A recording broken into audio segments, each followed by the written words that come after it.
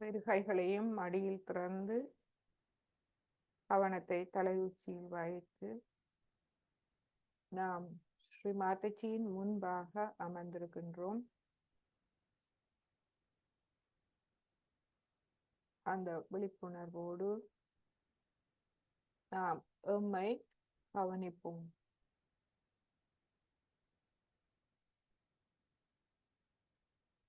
எமது மனதின் தொழில்பாடுகளை குறைத்து எம்மை ஆத்மா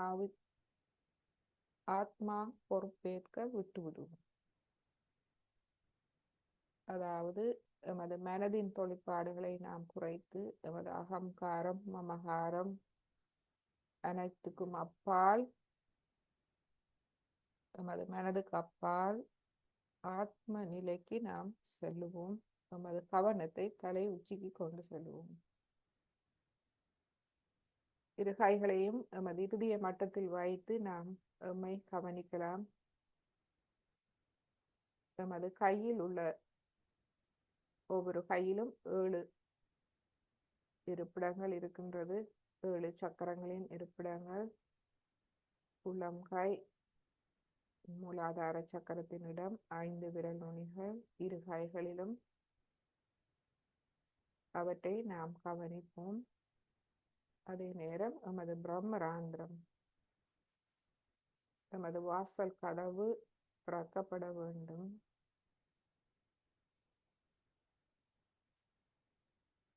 எமது பிரம்மராந்திரத்தையும் நாம்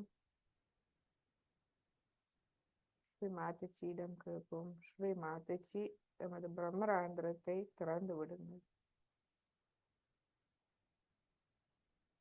இந்நிலையில் நாம் ஒரு தியான இசையை நாம் கேட்டு எம்மை தியான நிலைக்கு எடுத்து செல்லுவோம். எண்ணங்கள் வந்தால் அவற்றை மன்னித்து எமது வலது கை உள்ளம் கையை தலை உச்சியில் வைத்து பின்பு 2 அங்குலம் உயர்த்தி 5 அங்குலம் உயர்த்தி நாம் இந்த இசையை கேட்கும் போது எம்மை முழுமையாக தியான நிலைக்கு கொண்டு செல்வோம். ஆத்மாவோடு ஒன்றான நிலை.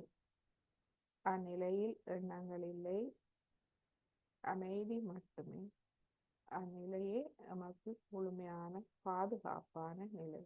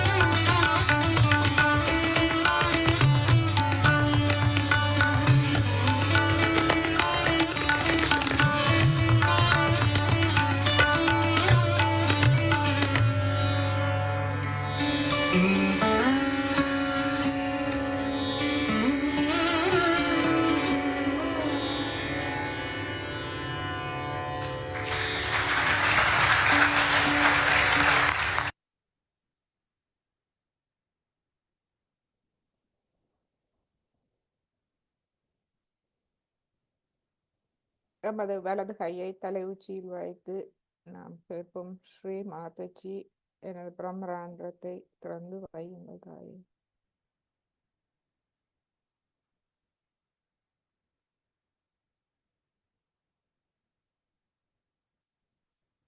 எமது வலது கையை 2 அங்குலம் உயர்த்தி நுண் அதிர்வுகளை அவதானிப்போம்.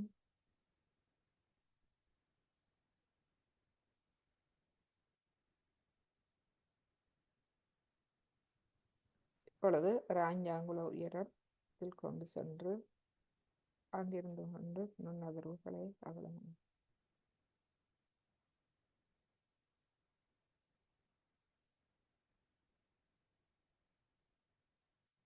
வலது கையை கீழே கொண்டு வந்து இரு கைகளையும் நமது இருதய மட்டத்தில் வைப்போம்.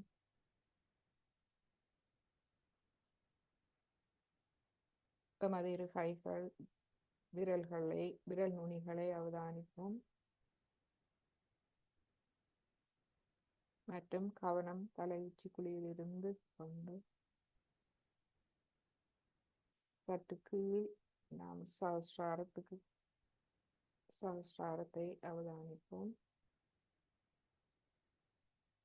பின்பு சுழுமுனை நாடி வழியாக மூலாதாரம்.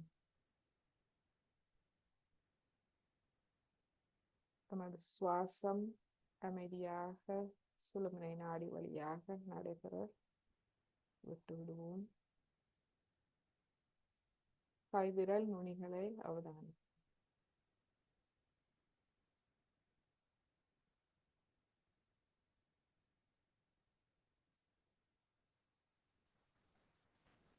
ஸ்ரீ மாதாஜி நமது பிரம்மராந்திரத்தை முழுமையாக திறந்து வையுங்கள்.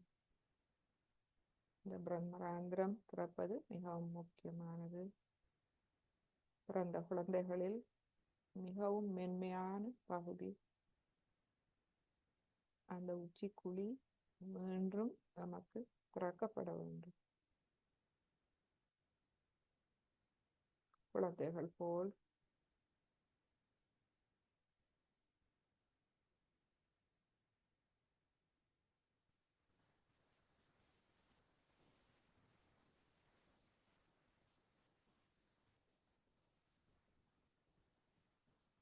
இந்நிலையில் குண்டலினி எண்ணெயை எழுப்பி கவசமிட்டுக் கொள்வோம்.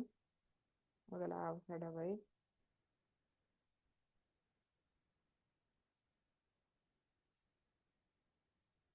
இரண்டாவது தடவை, மூன்றாவது தடவை,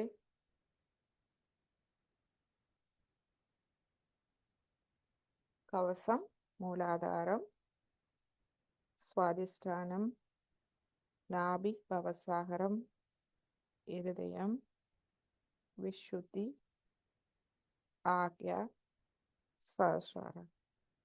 இரு கைகளையும் கூப்பி ஸ்ரீ மாதாஜியை வணங்கி இன்றைய தியானத்தை ஆரம்பிப்போம்.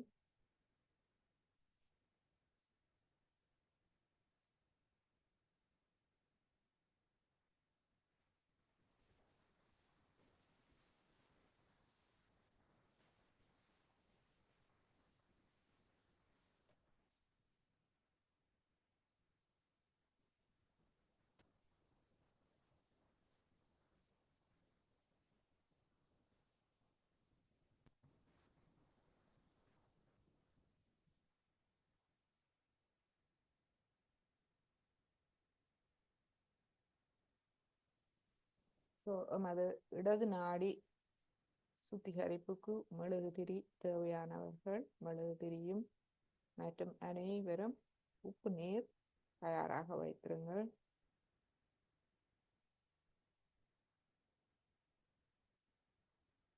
எமது இருதயத்தை நாம் திறப்போம். நாம் எப்பொழுதும் இந்த எங்கும் நிறைந்திருக்கும் இந்த இறை சக்தி, அந்த தெய்வீக அன்பு சக்திக்கு முன்னால் நாம் அமர்ந்திருக்கின்றோம். அந்த சக்தியால் சூழப்பட்டிருக்கின்றோம். எனவே எமது இருதயத்தை நாம் திறந்து வைப்போம். அந்த அன்பு சக்திக்கு எமது இருதயத்தை நாம் திறந்து வைப்போம். தூய்மையான, நேர்மையான, கள்ளம் கபடம் இல்லாது, ஒளிவு மறைவில்லாது எமது இருதயத்தை திறப்போம். எமது இருதயத்தில் ஆத்மா இருக்கின்றது. அந்த எல்லாம் வல்ல இறை சக்தியின் பிரதிபலிப்பு ஆக எமது இருதயத்தில் ஆத்மா இருக்கின்றது.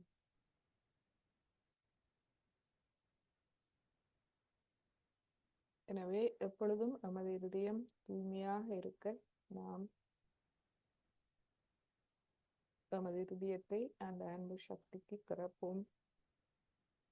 எமது இருதயத்தில் ஏதாவது பிரச்சனைகள் இருந்தால் நாம் பிரார்த்தனை செய்யலாம். பிரார்த்திப்போம். தாயே, எனது இருதயத்தை முழுமையாக தூய்மைப்படுத்துங்கள். அந்த தெய்வீக அன்பு சக்தியை நுண் அதிர்வுகளாக எனது இருதயத்தில் குளிர்ச்சியாக உணர எனக்கு அருள் புரியுங்கள். எனது ஆத்மாவை முழுமையாக ஒளியூட்டி தாருங்கள். எமது வலது கையை நாம் நமது இருதயத்தில் வைக்கலாம். வைத்து பிரார்த்திப்போம். பிரார்த்தனைகள் இதயத்தை வளமாக்க மிகவும் முக்கியமான ஒன்று. இந்த ஆத்மாவின் 6 எதிரிகளையும் எம்மிடமிருந்து முழுமையாக அகற்றி எமது ஆத்மாவை தூய்மைப்படுத்தி தாருங்கள்.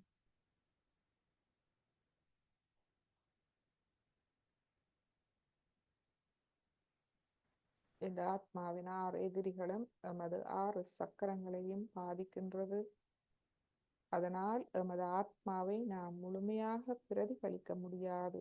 ஆத்மாவின் நற்பண்புகளை நாம் எம்மிடமிருந்து வெளிக்கொண்டு வர முடியாது எம்மை தடுக்கின்றது.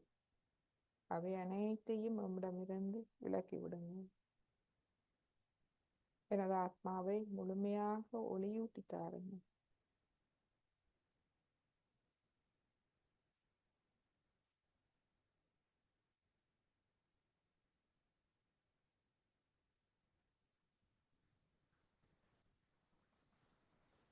எனது இறுதிய சக்கரத்தின் அனைத்து நற்பண்புகளையும் எனக்கு ஒளியூட்டி தாருங்கள்.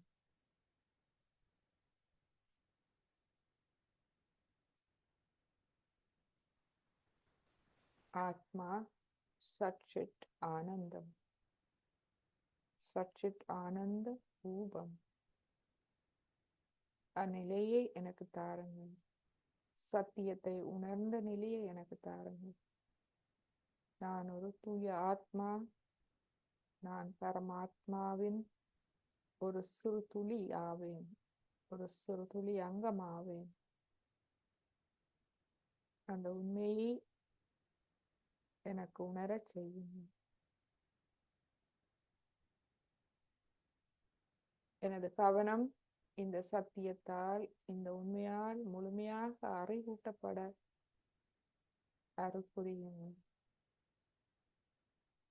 இந்த உண்மையால் எனது கவனம் முழுமையாக தூய்மை அடைய எனக்கு அருள் புரியுங்கள்.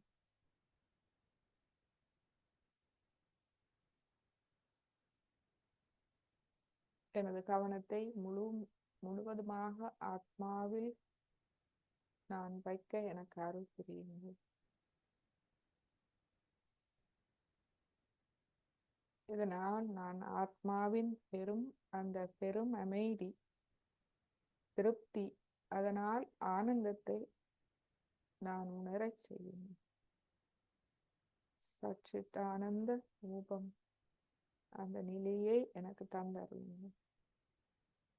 அந்த தியான நிலையை எனக்கு தந்தருளுங்கள்.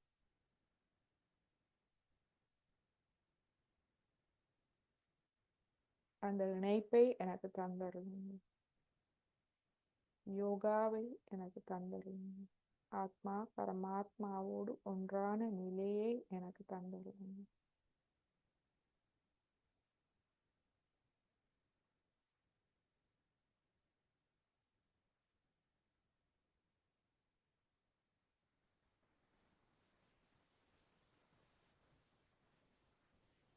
இந்த தியான நிலையில் நாம் நமது விசுதி சக்கரத்தின் பண்புகளை நினைவு கூறுவோம்.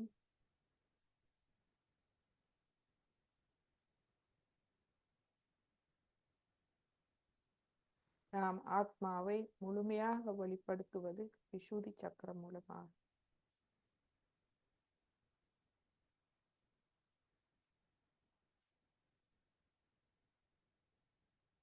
நம் பேச்சு மூலமாக, நமது நடை உடை பாவனை மூலமாக நாம் நமது ஆத்மாவை வெளிப்படுத்துகின்றோம். அதாவது பரமாத்மாவின் பிரதிபலிப்பான ஆத்மா மூலமாக அந்த பரமாத்மாவை நாம் வெளிப்படுத்துகின்றோம். நமது விசுதி, நமது பேச்சு, நடத்தை, நடை உடை பாவனை அனைத்தும் இனிமையாகவும் அமைதியானதாகவும் உண்மையை வெளிப்படுத்துவதாகவும் இருக்க வேண்டும்.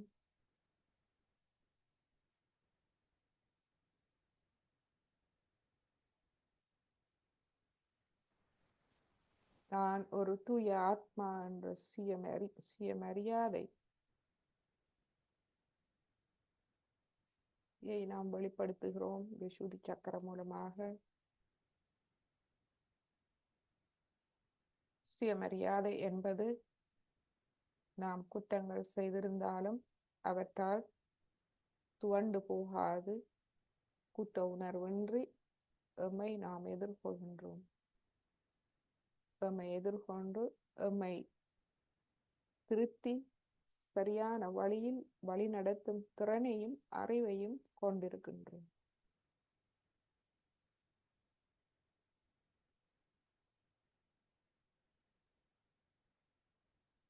நமது ஆத்மாவிலிருந்து இந்த சுயமரியாதை நமக்கு வருகின்றது. மற்றவர்களை மதிக்கின்றோம். அனைவரும் பரமாத்மாவின் ஒரு துளி அங்கமாகும். எனவே நாம் மற்றவர்களை சமமாக பார்க்கின்றோம், மதிக்க கற்றுக்கொள்கின்றோம்.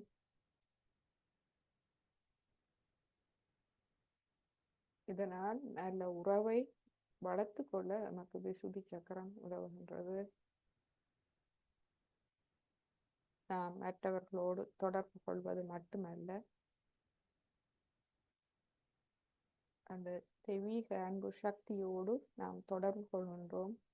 நுண்ணதிர்வுகள் மூலமாக இந்த நுண்ணதிர்வுகளை நாம் நன்றாக உணரச் செய்ய நமது உணர்திறனை அதிகரிப்பது பலமான விசுதி சக்கரமாகும். இந்த உணர்திறனை நமக்கு அதிகரித்து நமக்கு கூட்டு விழிப்புணர்வை தருகின்றது. நாம் அந்த பரமாத்மாவின் ஒரு அங்கம் என்ற அந்த தொடர்பை நமக்கு தருகின்றது. நுண்ணதிர்வுகள் மூலமாக நாம் பரமாத்மாவோடு ஒன்றாகின்றோம். ஒன்றாகும் போது நாம் பற்றற்ற சாட்சி நிலை நமக்கு கிடைக்கின்றது. அந்த தியான நிலையில் நாம் அனைத்தையும் எதிர்வினை புரியாது. நமது மனம் அமைதி அடைகின்றது. அங்கு எதிர்வினை இல்லை. உண்மையை உணர்ந்த நிலையில் அனைத்தையும் நாம் ஒரு பிரமிப்போடு பார்க்கும் நிலை நமக்கு வருகின்றது.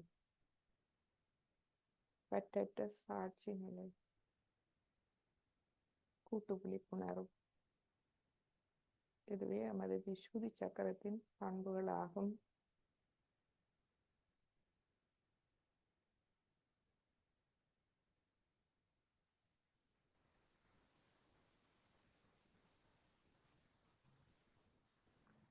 விசுதி சக்கரம் 16 இதழ்களை கொண்டது. இந்த 16 இதழ்களும் குண்டலினி எண்ணெயால் ஒளியூட்டும் போது விசுதி சக்கரம் நன்றாக வளமடைகின்றது. விசுதி சக்கரத்தின் வெளிப்பாட்டை நாம் நமது நெற்றியின் மேற்பகுதி, அதாவது நமது தலை உச்சி பிரியும் இடத்தில் ஆரம்பத்தில் உணரலாம். கைகளில் ஆள்காட்டி விரலால் உணரலாம். கால்களிலும் நமது இரண்டாவது விரலால் உணரலாம். விசுதி சக்கரத்திலிருந்து வரும் நரம்புகள் அங்கு முடிவடைகின்றது.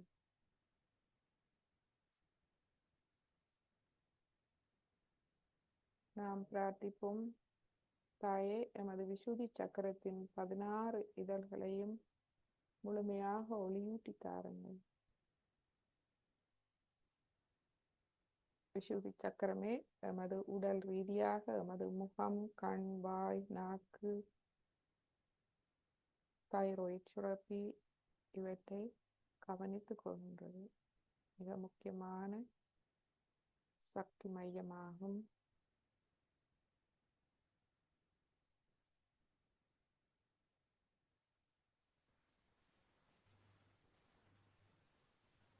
நமது தொண்டையில் நாம் தெய்வீகத்தை நிரப்புவோம்.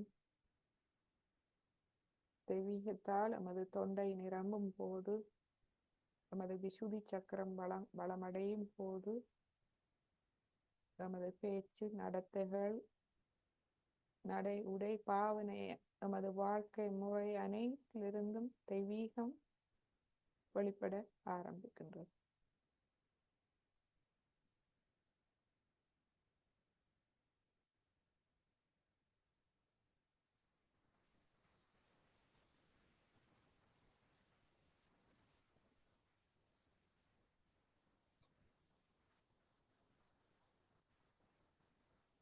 இந்த பற்றற்ற எதிர்வினை புரியாத சாட்சி பாவ நிலை இந்நிலையில் நாம் முழுமையாக தியான நிலையில் இருக்கின்றோம். அதாவது ஆத்மா பரமாத்மாவோடு ஒன்றான நிலை. அந்த நிலையில் எமது மனதில் எந்த விசாரங்களும் இல்லை. அதோடு எமக்கு சந்தேகங்கள் இல்லை. நமது குண்டலினி எண்ணெயின் தொழிற்பாட்டில் மற்றும் எமது ஆத்மாவின் தொழிற்பாட்டில் நமக்கு எந்தவித சந்தேகமும் இல்லை. நாம் முழுமையான தொடர்பை உணர்கின்றோம். அதன் பயனை உணர்கின்றோம். எனவே எமது வாழ்வு அமைதி நிறைந்ததாக மாறுகின்றது. இந்த நிலையை நாம் புல்லாங்குழலுக்கு ஒப்பிடலாம். புல்லாங்குழல் ஒரு வெறுமையான கருவி. உள்ளுக்குள் ஒன்றும் இல்லை. மிகவும் எளிமையான கருவி. ஒரு சிறு மூங்கில் துண்டாகும். துளைகள் சரியான இடத்தில் துளைக்கப்பட்டிருக்கின்றது. தேர்ச்சி பெற்ற ஒரு சங்கீத வித்துவானால் அதிலிருந்து அழகான இசையை உருவாக்க முடியும். இரண்டும் சேர்ந்தே அழகான இசையை உருவாக்குகின்றது. மூங்கில் ஒரு எளிமையான வெட்டு கருவியாக இருந்தாலும் அது மிகவும் முக்கியத்துவம் வாய்ந்தது. அந்த இசை வித்துவான் தனது இசையை வெளிப்படுத்த. இருவரும் சேர்ந்து அழகான இசையை உருவாக்குகின்றார். அதே போல் ஸ்ரீ மாதாஜி சொல்கின்றார். இந்த விளக்கத்தை மிக அருமையாக இதோடு ஒப்பிட்டு, பரமாத்மா அவருடைய அன்பை இந்த உலகத்துக்கு வெளிப்படுத்தும் கருவியே நாமின்றி பரமாத்மா தன்னுடைய அன்பை வெளிப்படுத்த முடியாது. அதனாலேயே ஆத்மா பரமாத்மாவை தேடுவது போல் பரமாத்மா எம்மை தேடுகின்றது. இருவரும் சேரும் போது எமது வாழ்வில் இருந்து அந்த பரமாத்மாவின் அன்பு உலகத்துக்கு வெளிப்படுகின்றது. எனவே நாம் புல்லாங்குழல் போல் வெற்று கருவியாக இருக்க வேண்டும். அதன் அர்த்தம் எமது மனதின் தொழிற்பாடு முற்றாக நிறுத்தப்பட்டு எமது அகங்காரம், மமகாரம், அதிலிருந்து வரும் எண்ணங்கள் அவற்றை முழுமையாக சரணாகதி செய்து ஆத்மாவை பொறுப்பேற்க விடும்போது ஆத்மாவை உள்ளுணர்வுகள் மூலமாக, மிகவும் சக்தி வாய்ந்த உள்ளுணர்வுகள் மூலமாக நம்மை வழி நடத்துகின்றது. அந்த அமைதி நிலைக்கு நாம் செல்லும் போது அந்த தெய்வீக வழி நடத்தலை நாம் உணரக்கூடியதாக இருக்கின்றது. அந்த வழி நடத்தலில் நாம் செல்லும் போது நாம் பரமாத்மாவின் அன்பு நற்பண்புகள் நம்மிடமிருந்து வெளிப்படுகின்றது.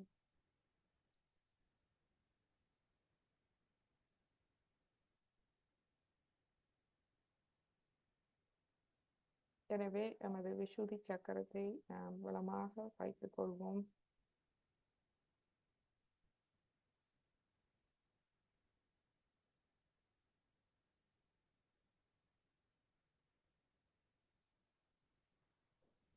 முன்கோபம் எமது பேச்சை நாம் அமைதியாக நற்பண்புகளோடு வைத்துக் கொள்வோம்.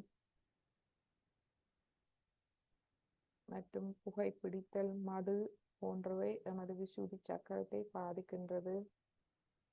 சளி தொந்தரவுகள் ஏற்படாது நாம் எமது உடல் ஆரோக்கியத்தை கவனித்துக் கொள்ள வேண்டும்.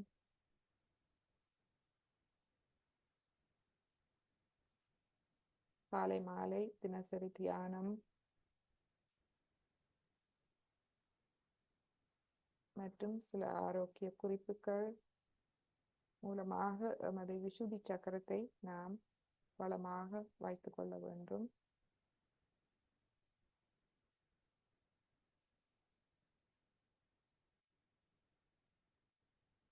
அதாவது விசுதி சக்கரத்தை பலமாக வைத்திருக்க முக்கியமாக எமது வாய் பகுதி, மூக்கு, தொண்டை, வாய் இவை நாம் சுவாதாரமாக வைத்துக் கொள்ள வேண்டும்.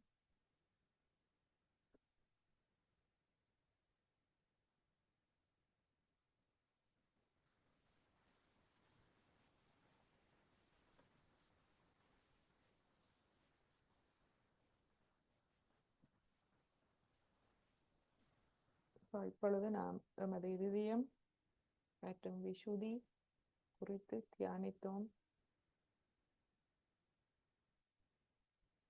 எமது கவனத்தை சஹஸ்ரார சக்கரத்தில் வைத்து, அதாவது தலையுச்சி குழி, பிரம்மராந்திரம், சற்று கீழ் எமது இதயத்தின் பீடம், சற்று கீழ் சஹஸ்ராரம், அங்கு கவனத்தை வைத்து அங்கிருந்து சுழுமுனை நாடி வழியாக எமது விசுதி சக்கரத்தை நாம் கவனிப்போம்.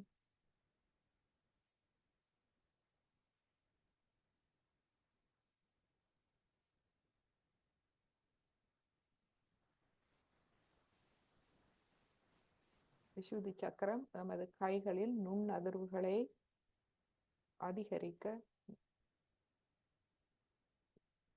உதவும். நீங்கள் பார்த்தீர்கள் என்றால் விசுதி சக்கரம் கழுத்திலிருந்து நரம்புகள் எமது கைகளுக்கு வருகின்றது. எனவே கவனத்தை நாம் விசுதி சக்கரத்தில் வைத்து எமது இரு கைகளையும் அவதானிப்போம். விரல் நுனிகளை அவதானிப்போம். எமது இடது நாடி வலது நாடி சமநிலையை நாம் அவதானிப்போம்.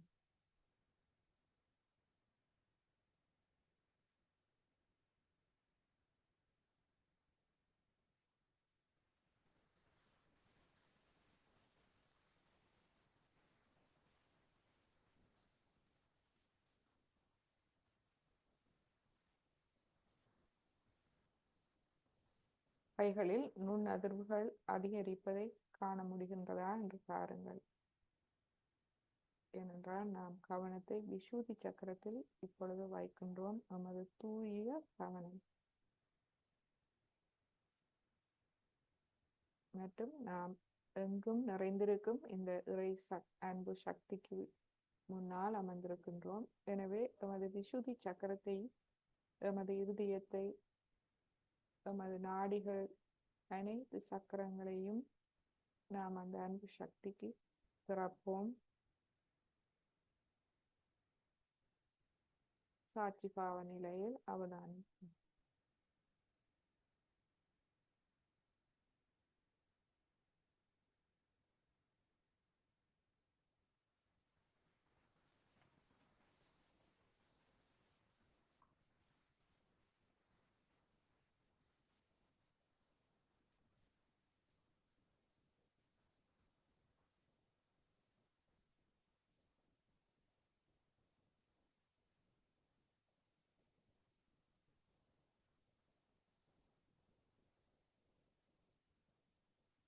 வளமான விசுதி சக்கர உடையவர்கள் மற்றவர்களோடு எப்பொழுதும் ஒரு இணக்கத்தில் இருப்பார்கள். சண்டை, சச்சரவு, பொறாமை எதுவும் இல்லாத ஒரு நபராக இருப்பார். நாம் சிறிதுமை உள்ள ஆய்வு செய்வோம்.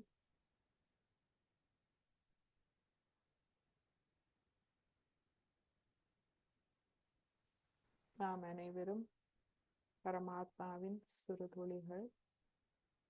நமக்கிடையில் வேற்றுமை இல்லை. நாம் ஒரு மூலத்தோடு தொடர்புடையவர். எனவே அங்கு அந்த கூட்டு நிலை இணக்கம் தானாக வருகின்றது.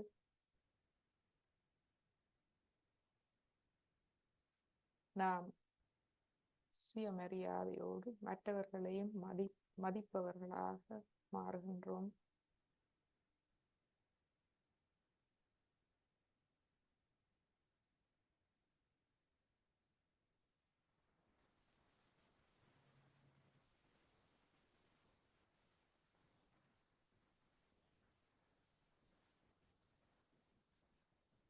அது மட்டுமல்ல, நம்மோடான அந்த தெய்வீகத்தோடான எமது தொடர்பு அதிகரிக்கின்றது. எமது நுண்ணதிர்வுகளை உணரும் திறன் அதிகரிக்கின்றது. எமது விசுதி சக்கரத்தை நாம் பலப்படுத்தும் போது.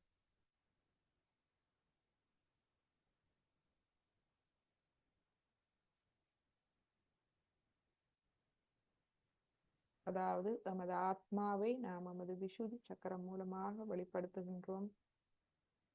பேச்சு, எமது நடையுடை பாவனை ஓடு மட்டுமல்லாது நுண்ணதிர்வுகள், ஆத்மாவின் அந்த அன்பு சக்தி, எமது ஆத்மாவிலிருந்து வரும் அந்த தெய்வீக அன்பு சக்தி நுண்ணதிர்வுகளாக எம்மிடமிருந்து வெளிப்படுகின்றது. எமது கைவிரல் நுனிகளிலிருந்து வெளிப்படுகின்றது, உள்ளம் கையிலிருந்து வெளிப்படுகின்றது, தலை உச்சியிலிருந்து வெளிப்படுகின்றது, மற்றும் எமது சக்கரங்களிலிருந்தும் வெளிப்படுகின்றது.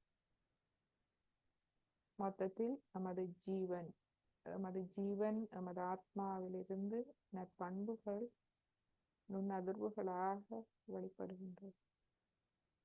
நாம் பேசாமலேயே மற்றவர்கள் எமக்கு அருகில் வரும் போது எம்மை உணர்ந்து கொள்கின்றார்கள். எம்முடைய அந்த தூய்மை, தெய்வீகத்தை அவர்கள் உணரக்கூடியதாக இருக்கின்றது. இந்த நுண்ணதிர்வுகள் நம்மிடமிருந்து வெளிப்படும் போது அவை எம்மை சூழ இருக்கின்றது. அந்த சூழலுக்கு, மற்றவர்களுக்கு அமைதியை கொடுக்கின்றது.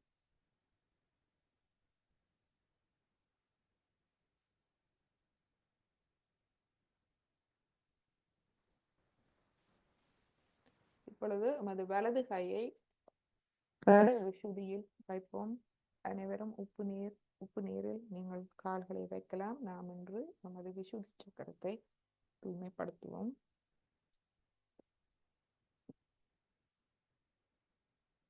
நமது வலது கையை நடு விசுதி சக்கரத்தில் வைப்போம்.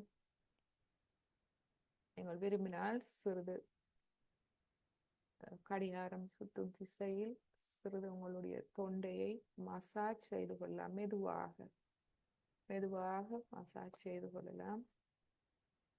இதை பிரார்த்திப்போம். தாயே, எனக்கு கூட்டு விழிப்பு நிலையை தந்தருளுங்கள். அந்த உண்மை தத்துவத்தை எனக்கு தந்தருளுங்கள். நான் பரபிரம்மாவின் ஒரு அங்கம், பரமாத்மாவின் ஒரு சிறு துளி ஆத்மா. அந்த கூட்டு விழிப்பு நிலையை, அந்த உண்மை தத்துவத்தை எனக்கு தந்தருளுங்கள். எனக்கு சாட்சி பாவ நிலையை தந்தருளுங்கள். அதனால் நான் பற்றற்ற சாட்சி பாவ நிலைக்கு செல்ல முடியும். என்னை அந்த பற்றில்லாத சாட்சி பாவ நிலை என்னை எடுத்து செல்ல முடியும். என்னையும் பரபிரம்மத்தின் ஒரு அங்கமாக மாற்றுங்கள். இப்பொழுது நாம் தொண்டையில் தொடாது விரல்களால் சிறிது சுற்றி நுண்ணதிர்வு கொடுப்போம்.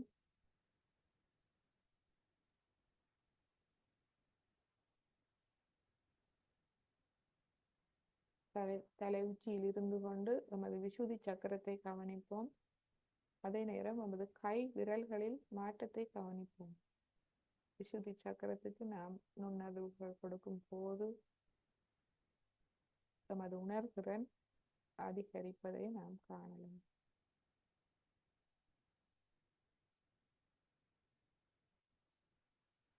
மற்றும் இப்பொழுது நமது வலது கை ஆள்காட்டி விரல் விசுதி சக்கரத்தின் விரல், அதால் நமது மேல் நெத்தி, அதாவது நமது தலை உச்சி பிரியும் இடமும் நெத்தியும் சந்திக்கும் இடம், திருமணமான பெண்கள் இதில் குங்குமம் இடுவார்கள், அந்த இடம்.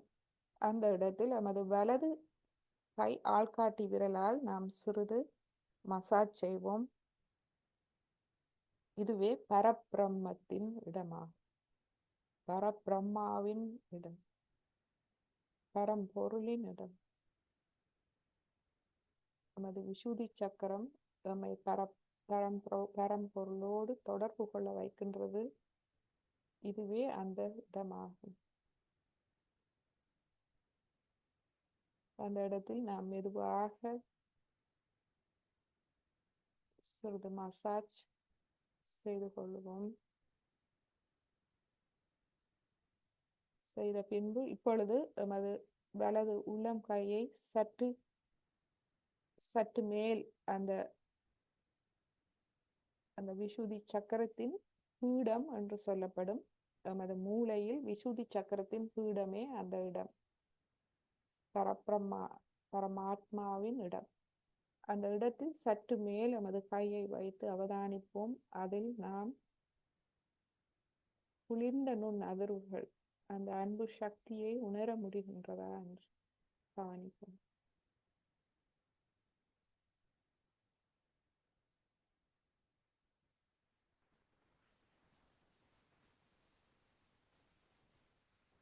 இப்பொழுது கையை தலை உச்சிக்கு 2 அங்குலம் உயரத்தில் வைத்து நமது பிரம்மராந்திரம் திறந்திருக்கின்றதா என்று கவனிப்போம்.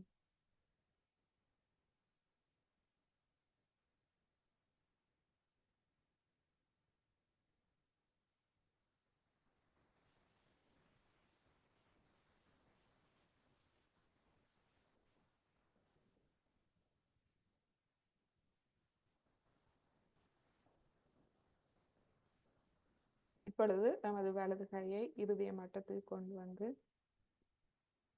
விசுதி சக்கரத்தின் ஒரு பாகம், ஒரு உபசக்கரம் நமது இரு கண் புருவ மத்திகளுக்கு இடையில் இருக்கின்றது. அதில் நமது விசுதி விரலை வைத்து, ஆள்காட்டி விரலை வைத்து சிறிது மசாஜ் செய்வோம். இரு கண் புருவங்களுக்கும் இடையில் உள்ள பகுதி. இதில் பிரார்த்திப்போம், தாயே எனக்கு பகுத்தறிவை தந்தருளுங்கள். நல்லது எது, கெட்டது எது என்று பகுத்தறியும் திறனை தந்தருளுங்கள். அதை அறிந்து நானே என்னை சீர்திருத்தும் திறனை எனக்கு தந்தருளுங்கள்.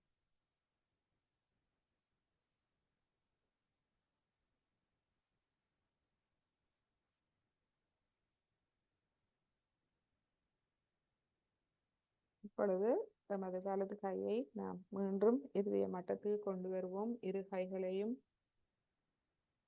இப்பொழுது நமது இடது விசுதி சக்கரத்தை வளம்படுத்துவோம். வலது கை இடது விசுதி சக்கரத்தில் வைப்போம்.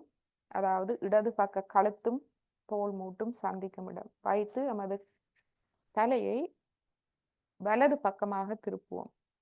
அவ்வாறு நாம் செய்யும் போது அதில் ஒரு நல்ல ஒரு அழுத்தம், விரிவு ஏற்படுகின்றது. அது நமது இடது விசுதி சக்கரத்தை திறக்க உதவும்.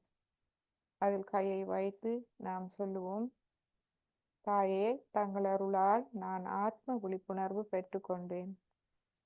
நான் ஒரு தூய ஆத்மா. நான் எந்த குற்ற உணர்வும் எனக்கு இல்லை. பிழைகள் செய்திருந்தாலும் நான் அவற்றில் அந்த குற்ற உணர்விலிருந்து முழுமையாக விடுபட்டு நான் என்னை எதிர்கொண்டு என் பிழைகளை அறிந்து நான் அவற்றை எதிர்கொண்டு என்னை சீர்திருத்தி வளம்படுத்தும் திறன், தன்னம்பிக்கை, சுயமரியாதை, அறிவு என்பன நான் பெற்றுக்கொண்டேன். எனவே எனக்கு எந்த குற்ற உணர்வும் இல்லை. நான் ஒரு தூய ஆத்மா என்ற சுயமரியாதையோடு வாழ்கின்றேன்.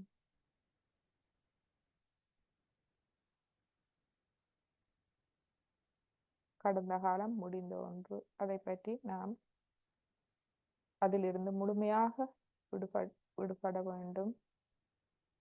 அந்த சுய மரியாதை எமக்கு இருக்கின்றது. நமது ஆத்ம விழிப்புணர்வு மூலம்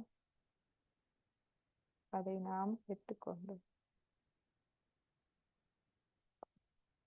இப்பொழுது எமது வலது கையை மீண்டும் இறுதிய மட்டத்துக்கு கொண்டு வருவோம். எமது இடது கையை வலது பக்க விசுதி சக்கரத்தில் வைப்போம். வலது பக்க தோல் மூட்டும் கழுத்தும் சந்திக்கும் இடம். தலையை சற்று இடது பக்கம் திருப்புவோம். அவ்வாறு திருப்பும் போது அதில் ஒரு நல்ல விரிவு நமக்கு ஏற்படுகின்றது. அதில் நமது கையை இடது கையை வைத்து நாம் பிரார்த்திப்போம்.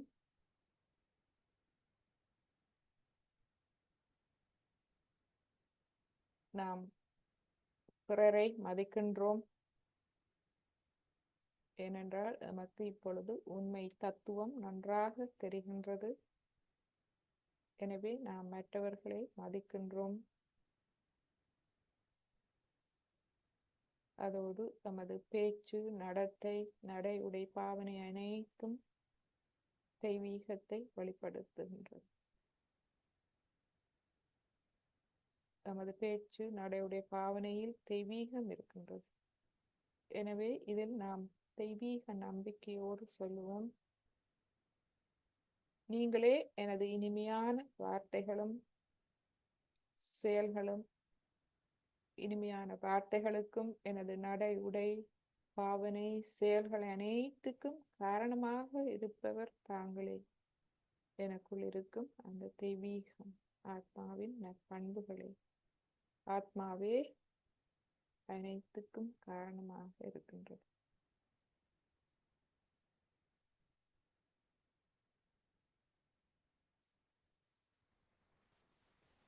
எனது அகங்காரத்துக்கோ எனது மமகாரத்துக்கோ அங்கு இடமில்லை.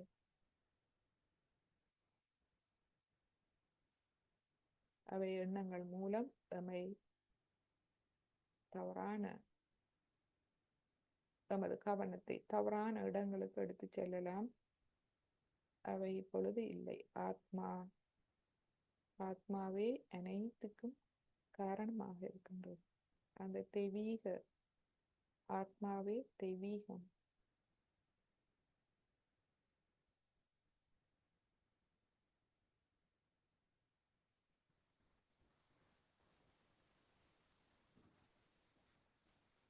சச்சித் ஆனந்த ரூபம்.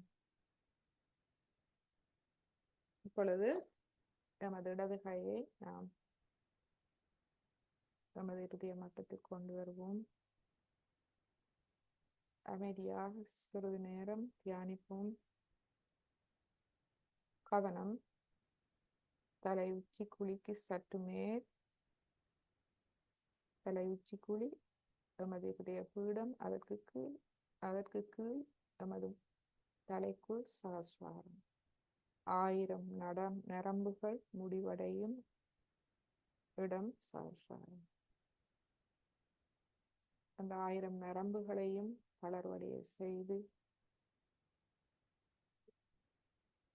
நமது விசுதி சக்கரத்தை அங்கிருந்து கொண்டு சுழுமுனை நாடி வழியாக சிறிது கவனத்தை வைத்து இன்று ஒரு சிறிது நேரம் தியானிப்போம். நுண்ணதிர்வுகள் இப்பொழுது முன்பை விட அதிகரித்திருப்பதை நாம் காணலாம். விசுதி சக்கரத்தில் நாம் இன்று கவனத்தை போட்டோம்.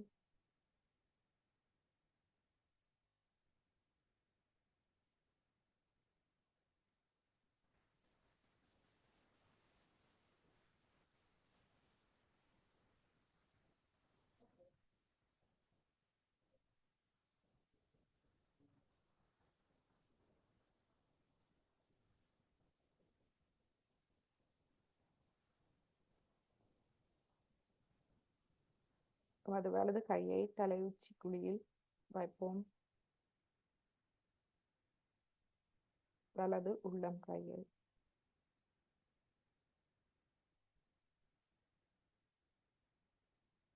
இரண்டாங்குளம் உயர்த்துவோம்.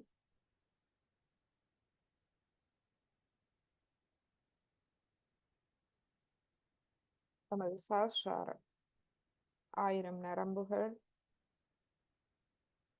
அதற்கு நாம் கடிகார திசையில் சுற்றி சிறிது நுண்ணதிர்வு வழங்கும்.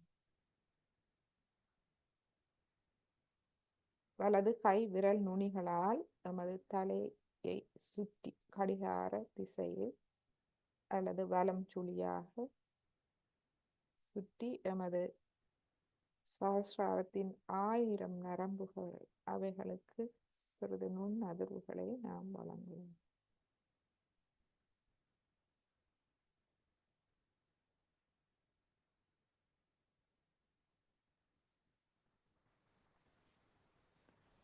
ஸ்ரீ மாதாஜி எமது சஹஸ்ராரத்தின் 1000 நரம்புகளையும் தளர்வடைய செய்து அவற்றை ஒளியூட்டி நமது சஹஸ்ரார சக்தி மையத்தை முழுமையாக திறந்து வையுங்கள். அதன் மூலமாக நமக்குள் இருக்கும் அனைத்து பிரச்சனைகளும் நமது பிரம்மராந்திரம் மூலமாக வெளியேறும் போது அது நிரந்தரமான வெளியேற்றம்.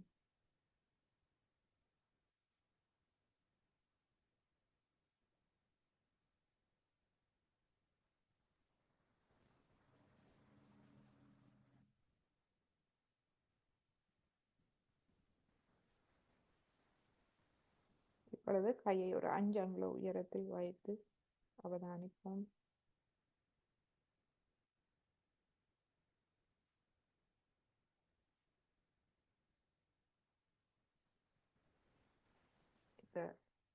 இந்த குளிர்மையான அமைதியான தியான நிலையில் நாம் ஸ்ரீ மாதாஜியின் இரு உரைகளை கேட்போம். ஒன்று, நுண் அதிர்வுகள். இந்த தெய்வீக அன்பு சக்தியை நாம் எவ்வாறு உணர்வோம் என்றால், அதாவது இறை அன்பை நாம் எவ்வாறு உணர்வோம் என்றால் இந்த குளிர்ந்த நுண் அதிர்வுகளால். இந்த இறை அன்பு நேரடியாக அந்த தெய்வீக அன்பு சக்தியிடமிருந்து வரலாம். எல்லாம் வல்ல இறை சக்தியிடமிருந்து நாம் உணரலாம். அதே அன்பு சக்தியை வெளிப்படுத்தும் தூய ஆத்மாக்களில் இருந்தும் நாம் உணரலாம்.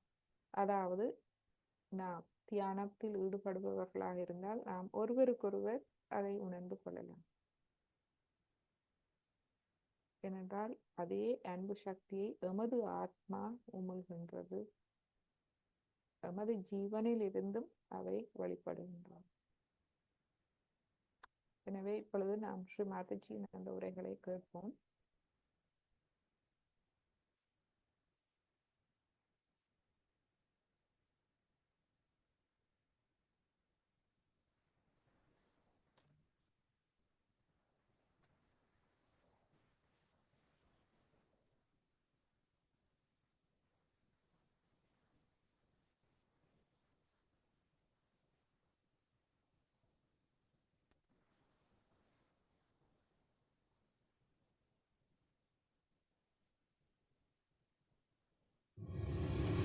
Vibrations, as I said, that is the manifestation of the spirit. But it is a very vague way of expressing it. Now see, there's a nice flame before me. This candle has been enlightened. Now what does it do?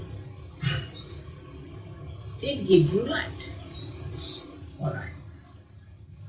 How does it give you light? By throwing light to us, by emitting light. It is the emitting of pulsation from the cell. This light, this is light. Actually there is sound, there is light, very high frequency sound, very high frequency. Actually many types of sound are mixed in this. There is magnetism in these vibrations. It has all the 5 elements, the subtle of all the 5 elements inside these vibrations.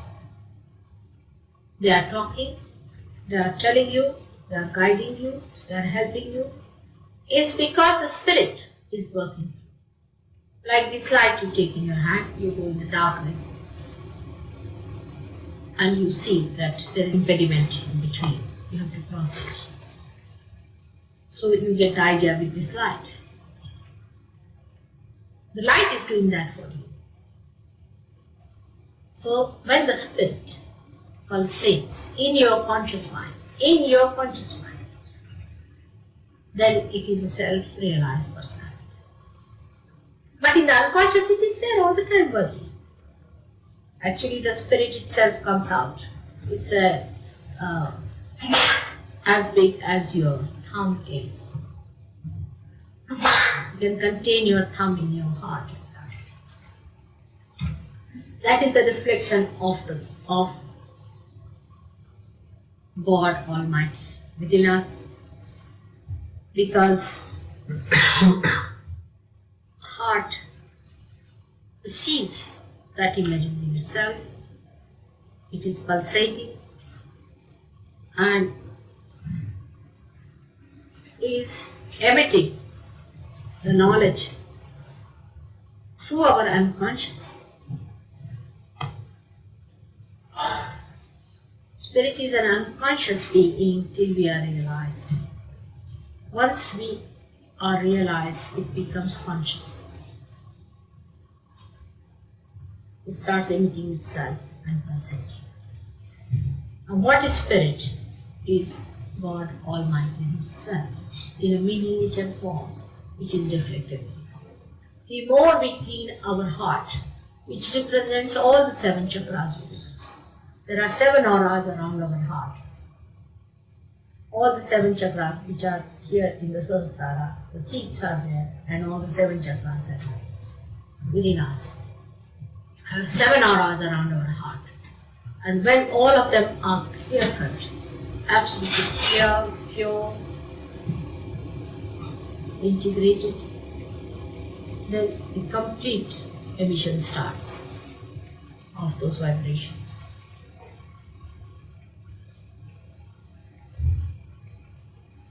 They are much more than I can explain, because, say, the other day a lady was writing a letter to me and she was saying that,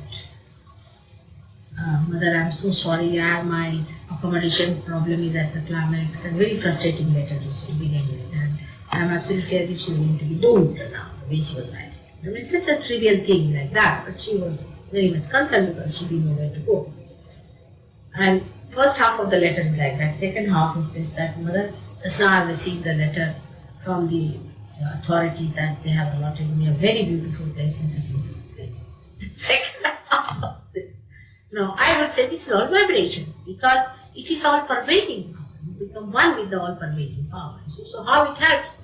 Because when she was writing to me, you see, the vibrations were feeling it, what she was writing from the paper. So they communicated to the all pervading power. And the angels, or you can say the deities, also can understand, and they must have thought, why bother Mother with all this nonsense? Better give her the letter as soon as possible. She finished it off. So in the second letter, she said, I'm such a fool to write all this, but I must write to you to give you the night and the day of my life, you see. So she wrote to me. So it can work like that. That way. So the vibrations actually are the things which are the doers and the enjoyers. They are the ones who enjoy it. So find a very good self-realized soul coming, then you just feel the self-realized soul and you say, oh, very good, come along, just have it. Come along, just have it. Starts enjoying that that joy that's coming from that person. And that is what it is. That you start enjoying that beauty in the person through vibrations. It's multi-dimensional thing, you see. So it looks so simple that you're feeling in your hand, that's all. So it is a multi-dimensional thing, just like the God Almighty. And for your information, it is only He does everything. So only the vibrations work out everything. We do not do anything whatsoever. We are living in fool's paradise.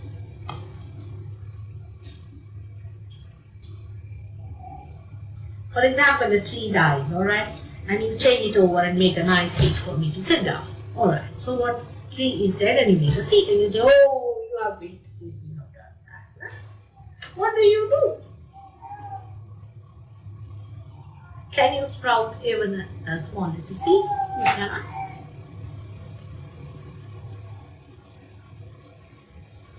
But these vibrations only, which connect you with all pervading power, which are part of the pervading power, these pervading Almighty's eyes, you can say, they are the ones who look after each and every minute thing in this whole world. Can you think of such a multi-dimensional thing? Now you have seen how vibrations work on people, how they dissolve even the thick bones and how they bring out the Kundalini here and how you see the softness on your head. You cannot explain how. Because they only do everything. They have universal communication centers and they have universal broadcasting stations, they have universal TV centers, they have everything with them.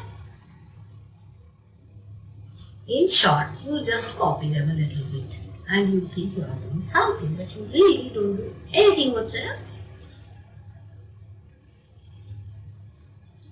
That's why it is said that Brahma, this is the expression of Brahma. These are the vibrations of the Brahma. Is the only truth. The rest is all Mithya, is all a Maya. It's just an illusion. We live in illusions. He is the enjoyer, he is the doer. You are just in between to see. It would be like this Mike thinking that he is giving the lecture of Sahaja. It's really like that.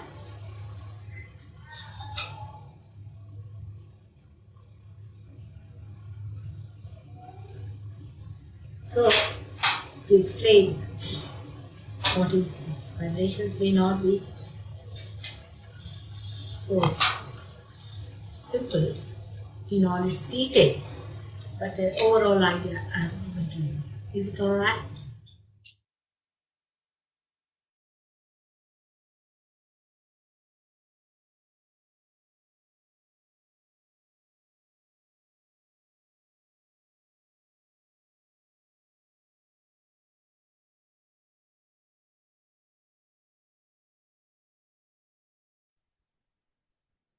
இப்பொழுது ஸ்ரீ மாதாஜி விஷுதி சக்கரத்தை பற்றி விளக்கும் ஒரு வீடியோவை நாம் பார்ப்போம்.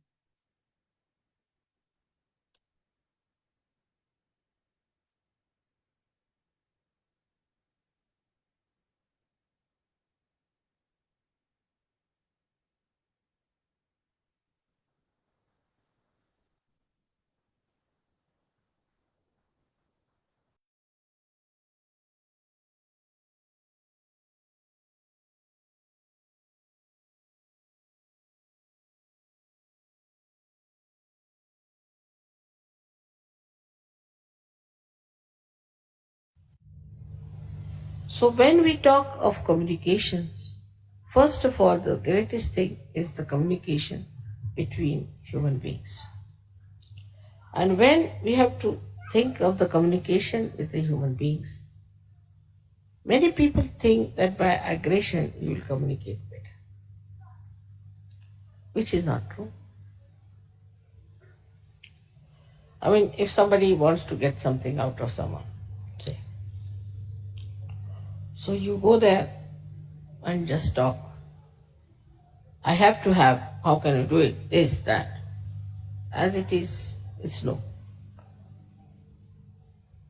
But if you are sweet and start talking sweetly, then 99% will definitely dissolve. So to dissolve people with sweetness, how to do it, that trick one has to learn.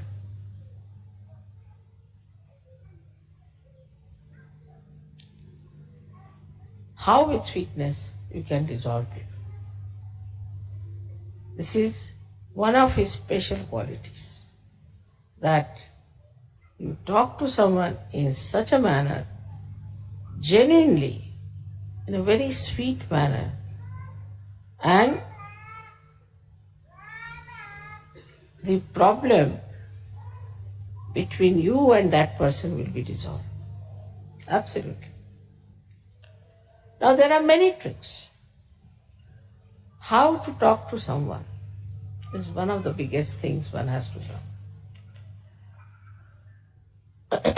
First of all, you must always show that you are less intelligent than another person.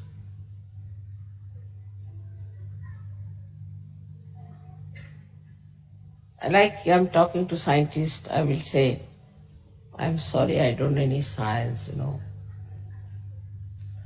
good for scientists. So they feel, oh, very good.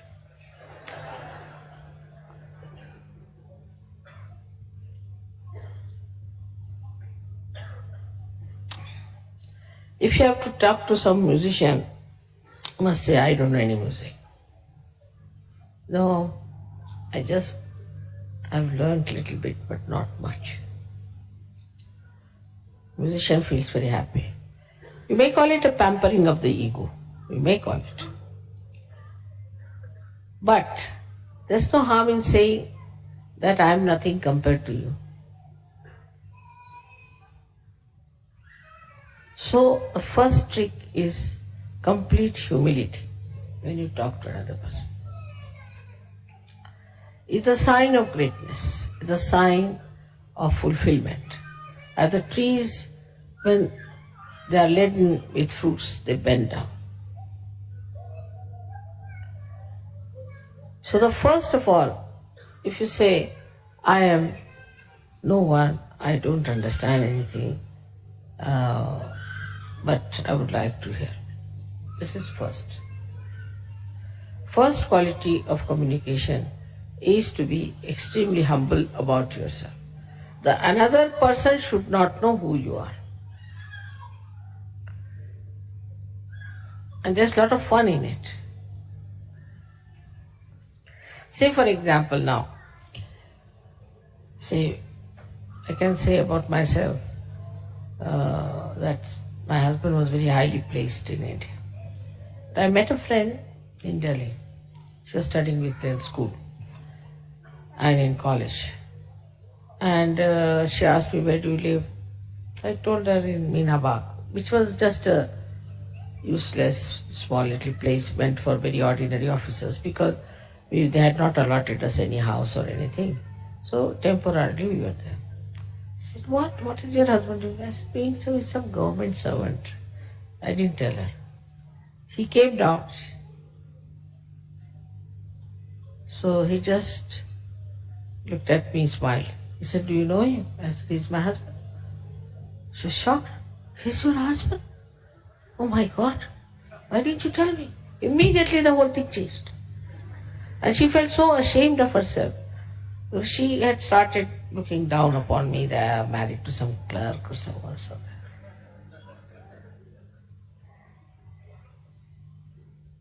So the best thing is to play down. Play down everything. Now I know of certain Sahaja, they say, oh, mother has given me such powers, I can do this, I can do that. This boastfulness is of no use. I haven't got any powers, you see. I just am a Sahaja, that's all. But if you want, I can try.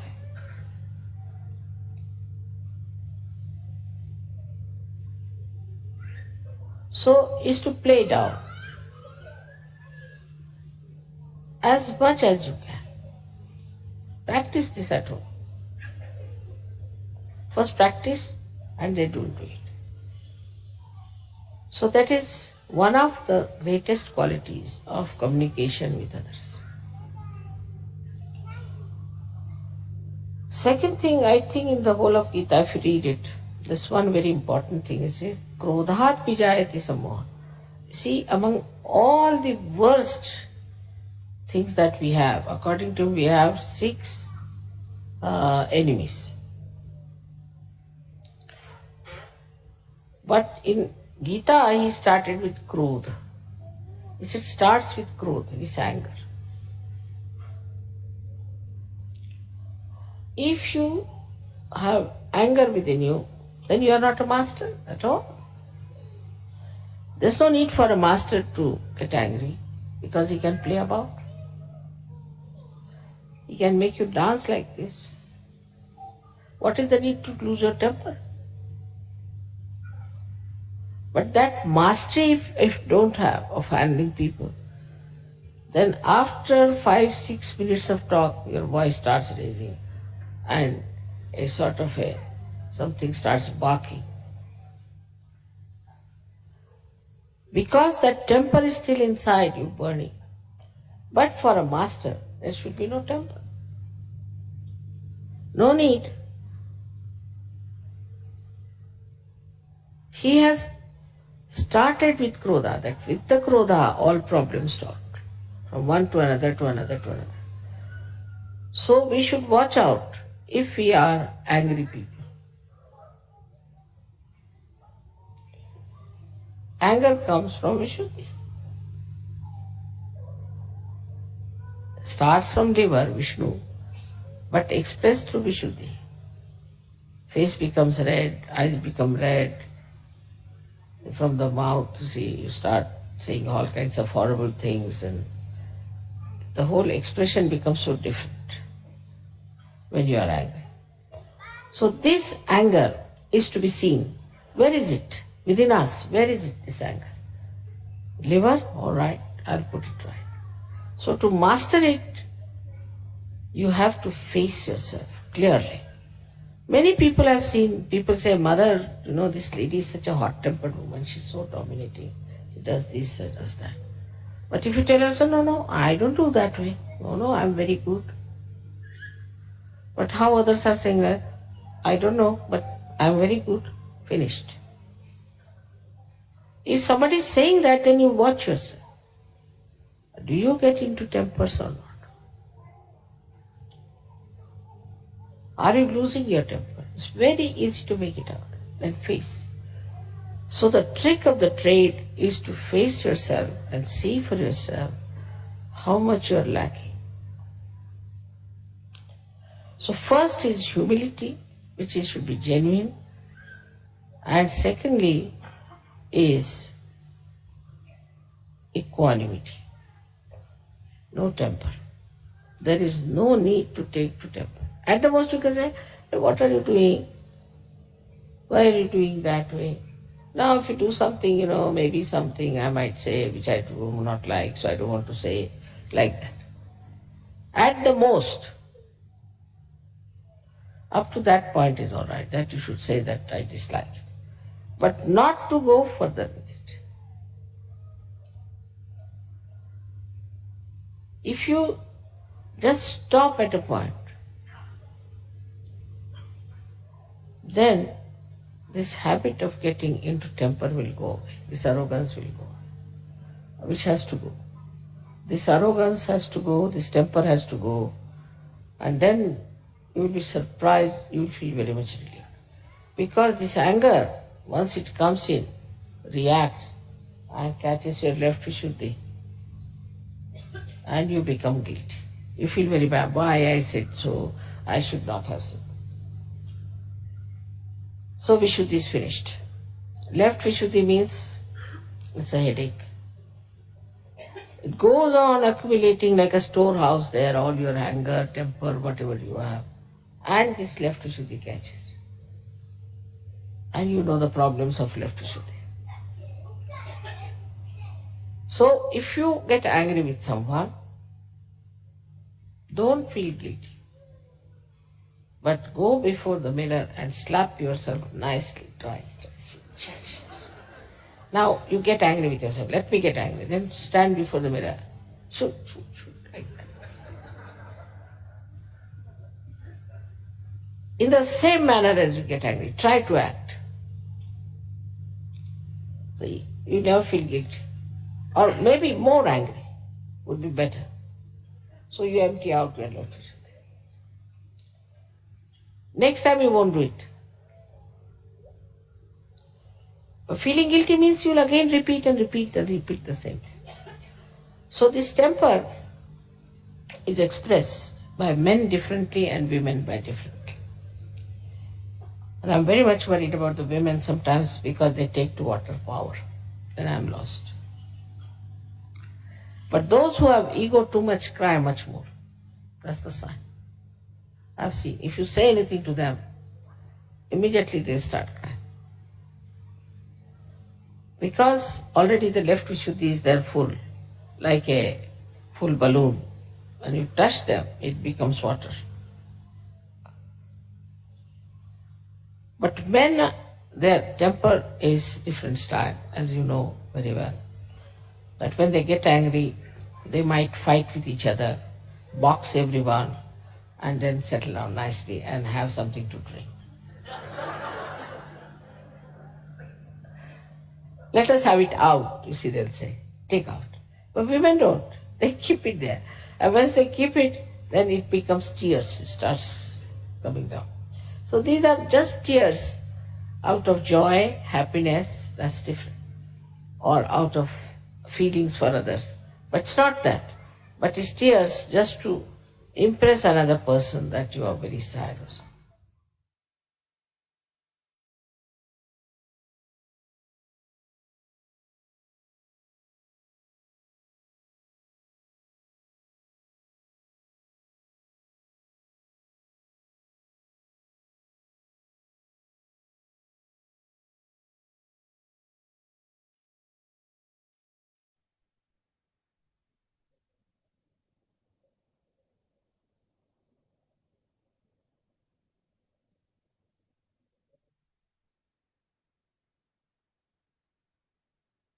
மாதச்சி விஷுதி பற்றிய அருமையான விளக்கங்கள் தந்தருளினர். நாம் ஸ்ரீ மாதச்சியின் உரைகள் கேட்கும் போது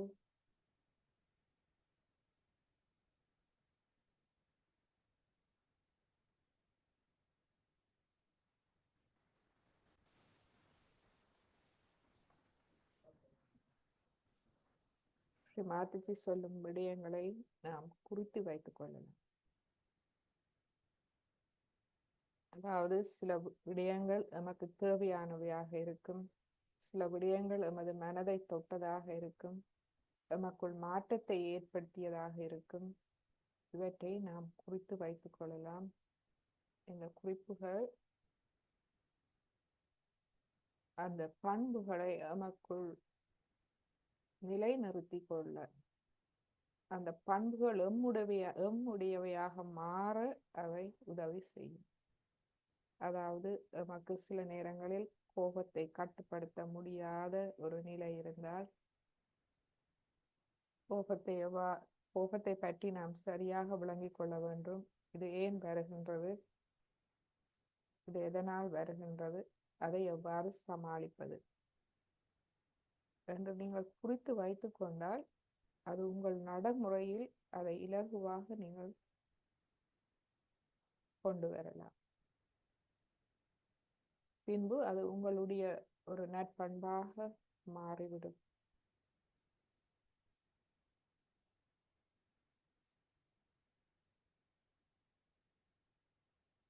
எனவே காலை மாலை நாம் தியானம் செய்கிறோம்.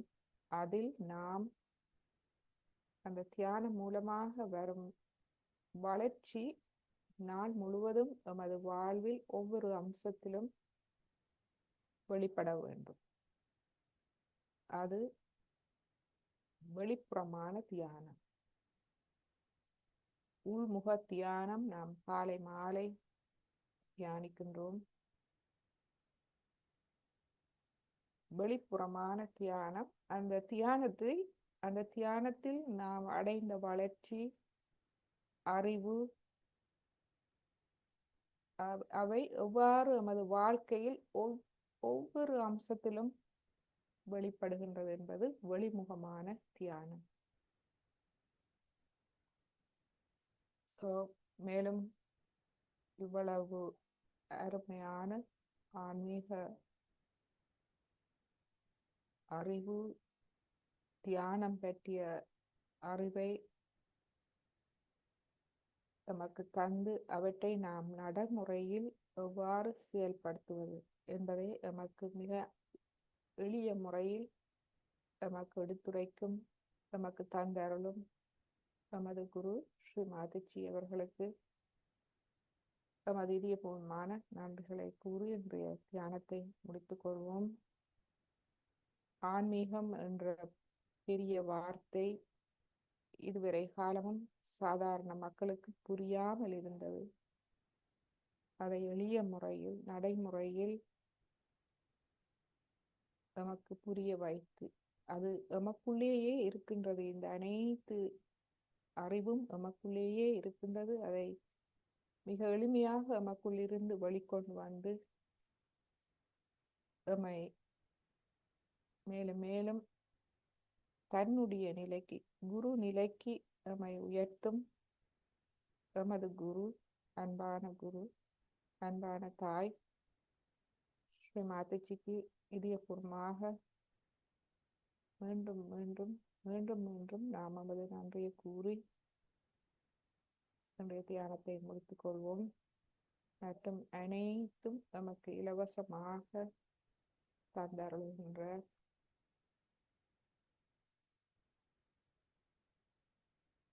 நம்மோடு இன்று ஃபேஸ்புக் மற்றும் ஜூம் வழியாக இணைந்த அனைவருக்கும் நமது மனமார்ந்த அன்பு நன்றிகளும் வணக்கங்களும்.